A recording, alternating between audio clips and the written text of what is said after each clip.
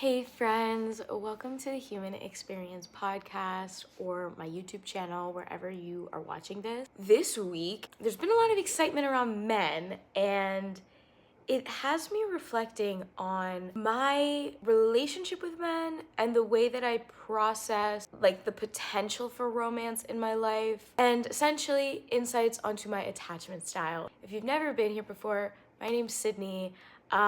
I don't really know what I want my introduction to be completely honest. What I'm passionate about is building community, sharing my heart, being vulnerable. I love connecting with strangers. I love approaching the world as if everyone is my best friend. And I hope that by sharing my vulnerable stories, other people can feel less alone. Okay, that's my intro. There we go. Now you know who I am. So, this past week, honestly, the past few months have been so fun. This summer has been very like flirty and fun, and I love that. And one thing that I was reflecting on last night, I went to this party, and the parties I've been going to recently are really fun in the sense that instead of drinking alcohol, maybe we're taking a little something else, something mild, something chill, but something to kind of get your heart open, very connective and sweet. And I was having like a deep conversation with someone, and I was saying how I love being flirty. Like, I definitely have a very flirty, fun personality. But when it comes to actually like pursuing someone or like getting romantically involved, I've labeled myself as like, I kind of have a fear of commitment. He was asking me about what that is. And there's a few pieces to that. However, I think what I'm wanting to discern and be mindful of and share here is that sometimes it can be very confusing to know when is what I'm feeling a reflection of my own wounding, my own pain, a part of me that hurts and is acting from that hurt place, versus my body is so intuitive. And if I'm feeling some type of way towards a guy that I am interested in or kind of exploring things with, but I don't feel safe, sometimes it's not because of my conditioning, it's because that person is not pursuing me in a way that actually feels safe. And that was kind of this like aha moment. And I had mentioned to someone, basically, this guy was there last night. We met a few months ago. There was really fun, flirty banter, definitely a sexual connection. We've hung out a number of times, and the last time we got to like talk about it more. We also have a really beautiful friendship. So obviously when you have a beautiful friendship and sexual attraction, of course there's going to be this question mark of like, well, would we be a good couple? Like, would this work? He was at this party last night, and it was super fun to see him. We got to just like connect and feel a little bit more like cuddly. I honestly was not in a very sexual mood. Like, my mind was not like amped up to be like, I want to hook up with this person. I was kind of just like, I love connecting with him. I love like kind of being cuddly and just, my love language is definitely physical touch. And I think as humans, we just need that. So I had mentioned to someone like, oh yeah, I kind of have a crush on this guy. And later in the evening, they were like, oh my God, how was it? How was your crush? I personally hate that energy of you feeling some type of way towards a guy, and then you tell people about it, and then it becomes bigger and like more of a thing. And now I'm naturally in my head more because I'm getting other people's perspectives. I just don't like that. And they were like, oh, but you have a crush on him. And I was like, well, we'll see. Like, I don't know yet. Honestly, a crush is really an idea of who someone is. And they were like, you're way too young to be this wise. Like, just go hook up with him. Like, go fuck your crush. And it got in my head. I was like, yeah, wait, am I overthinking this? But for context, I'm 26, so I don't personally feel like, oh, I'm way too young, like I should just not even be thinking about taking dating seriously. I am taking dating seriously. I want to, and I think we should be able to no matter our age. And it's so important to just reflect upon taking advice from someone older than you, and then also recognizing, when is someone projecting their own shit onto me and I fundamentally disagree with what they're saying and I'm just not going to take that on. That takes a lot of self-awareness and discernment, and it's a practice. So that's what I have to say about that. Long story short, there were a few moments in the night where I just noticed little red flags. First of all, I got a little dizzy at one point in the night. I was like, I'm not feeling great. I'm definitely fighting off a cold. Like, probably it's best that I rest a bit. I don't go to these parties and stay up all night, even if it is kind of mildly like chatting and being cozy. It's like I'm still up all night. And I was really dehydrated, and I finally got water. He came over and was like, oh, can I have some water? He ends up like drinking all my water and like didn't go fill it up for me. I was just like, that's not what I want in a partner. And there was another guy there that's like a guy friend of mine. He's like a father, like genuinely, he has 2 kids. He's so sweet. And he was so nice. He's like, what can I get for you? Like, he got me a piece of bread. He got me water. It was just so nice. And this guy that I was like crushing on finished my water and was like, sorry, I finished it. Like, I could go get more, but didn't. He didn't go get more. So I think that was like one thing I noticed where I was like, oh, what I desire in a partner is someone who has the capacity to look after me and be there for me and provide for me and be mindful and tend to my needs, and vice versa. Like, I want to be able to show up for my partner in a similar way. If they're not feeling well, I definitely want to be like, let me get you water, let me support you. I desire that, and I desire to be met with that. And so by the end of the night, we're talking a bit more, and it's getting to be like 2 a.m. The people that live there are like, all right, guys, party's kind of getting over. Like, let's start heading out. And we weren't even like super flirty in this moment, but he like grabbed my face and pulled me in and kissed me. And like, in some ways it was kind of hot, because I do love when a guy can like take charge and be like, loved that. But at the same time, it wasn't very intuitive. Like, it wasn't like energetically like we're like leading up to the kiss. And not every first kiss can feel like that, but I've had some really amazing first kisses. So I like that. I like when it's just very natural, like the energy is there.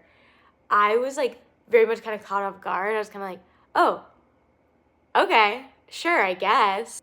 And I think, to be honest, I hate to say this, but I feel like I didn't love the kiss. It was okay, but he did have like a lot of facial hair. And so I kind of felt like I was like making out with a mustache, which, I don't know, maybe to each their own. I personally didn't like that. I love lips and I feel like wasn't as lip forward. It was definitely leading with stash type of vibes. So that's one thing. And then the other piece is that he just hasn't been very clear on like, where is he at? How does he feel? Does he like me? Does he just want this to be like a physical thing? We were obviously very exhausted, so we weren't really in the space to have like an intentional conversation like, what are we feeling here? And not to like rush the conversation, what are we, but like, what's the intention of this? And I guess for me, I am not a girl who's down for a situationship. Like, no, I want clear definitions. I either want to be single or I want to be committed to somebody. Like, yes, it's kind of fun to like casually date, and maybe that's part of like how you naturally create a relationship, but I think just who I am as a human, how I operate, I am very much into personal development, conscious communication, and like intentional living and intentional relating. So that's me. And again, it's just so interesting the way that people will kind of gaslight you and be like, you're young, like have fun, go hook up with him. But the thing is, when you have sex with someone, as a woman especially, you are almost guaranteed to have a huge spike of oxytocin, the bonding chemical. We want intimacy. Like, even in the times where I had kind of like a hoe phase and be like, oh, I just want to hook up with this person, it's like, I don't know, I'm just not there anymore. If I were to hook up with someone now, I would want it to be an experience that is present and loving. Not necessarily we're immediately in love, but like with love and with care and with a shared sense of respect for humanity and respect for the intimate experience we're having together. And I think there's nothing wrong with that. And I feel, again, I'm 26, Gen Z, kind of cusp-ish, but like pretty solid in the Gen Z crowd.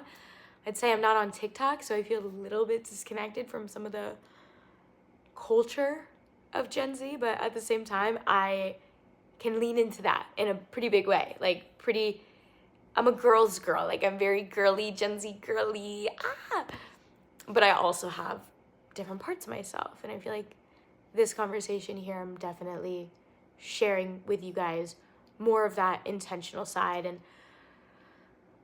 I don't know, I think that it's easy for our generation to be like, oh, you fucking simp, like kind of degrade people, whether it's men or women. I feel like simp is more for men, but it's like, no, it is fucking sexy to be clear and be committed and to know what you want and to share what you want and to communicate. I don't know if I said this earlier, that like I have ADHD, I'm prescribed Adderall.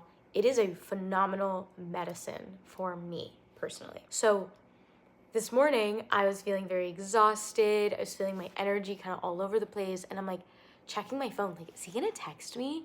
We literally kissed last night, like, and we're good friends. It's not like, oh, I just kissed some guy. I'm like, why the fuck hasn't he texted me? We're good friends. We've had a relationship for a while. Yeah, like, I would want a partner not only to text me after we kiss, or, like in this situation, but also to be like, hey, did you get home safe? Like, that means so much to me. I want to be with a sweetheart of a man, someone who's really there to look after me and make sure that I'm okay. And didn't get anything. I was feeling very like, did he text me? Like, not rooted in my power. And when I did take my medication, it helped me so much. Just be like, okay, here I am.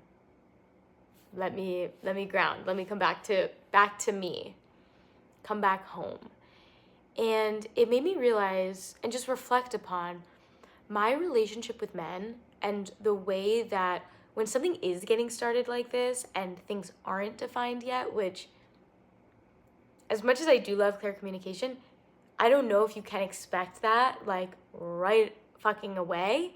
So I'm trying to manage what I deserve, what I desire, and also have a sense of grace and compassion for like humanity and where people are at. But I was just reflecting on the way that I can overly check, like, have they texted me, and feel this sense of anxious attachment.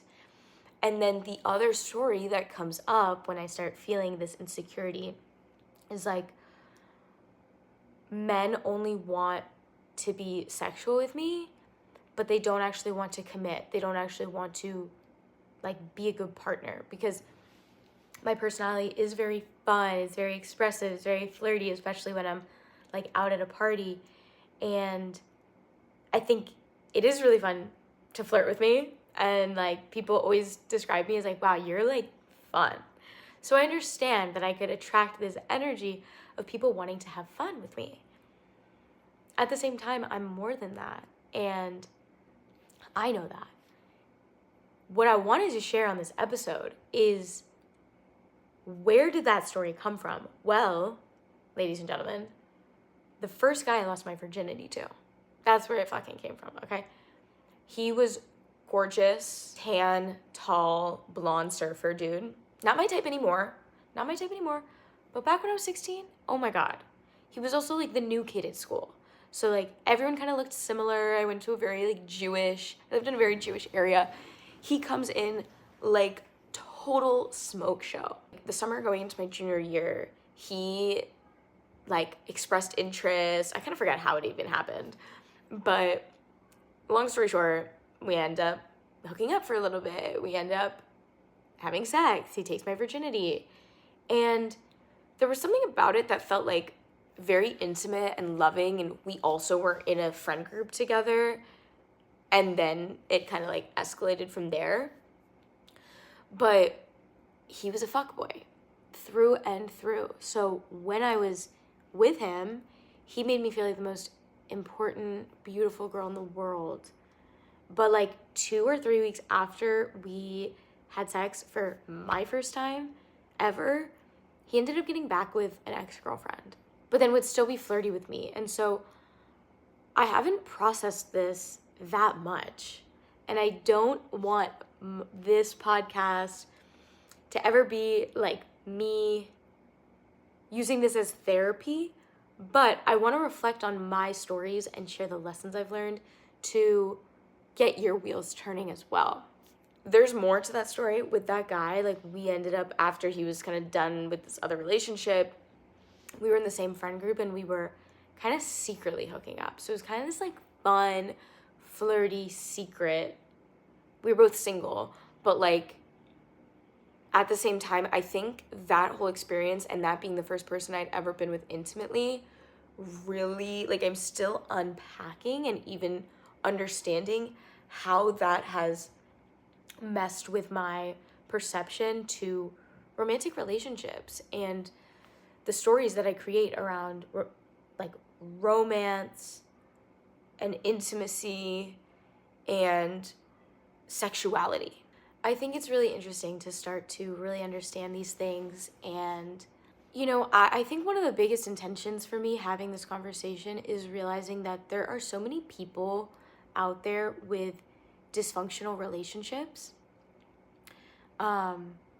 Whether it stems from your parents or your first romantic partner or anywhere in between, any aspect of life that's leaving this imprint. I really hope to encourage people to bring about a sense of ownership of your experiences and realize that that does not define us.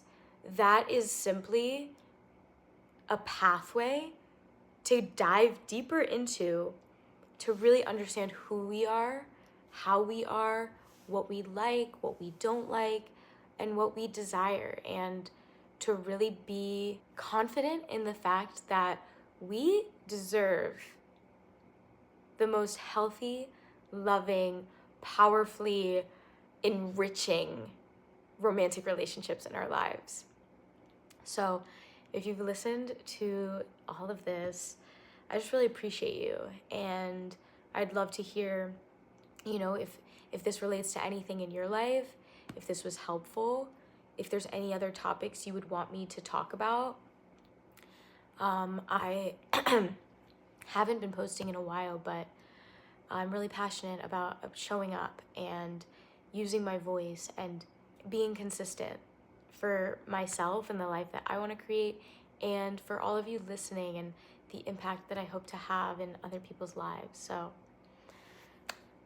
I love you. Thank you for being here. Thank you for being you, for being alive. You are so loved. You are so beautiful. And you are so worthy of love. So don't forget it.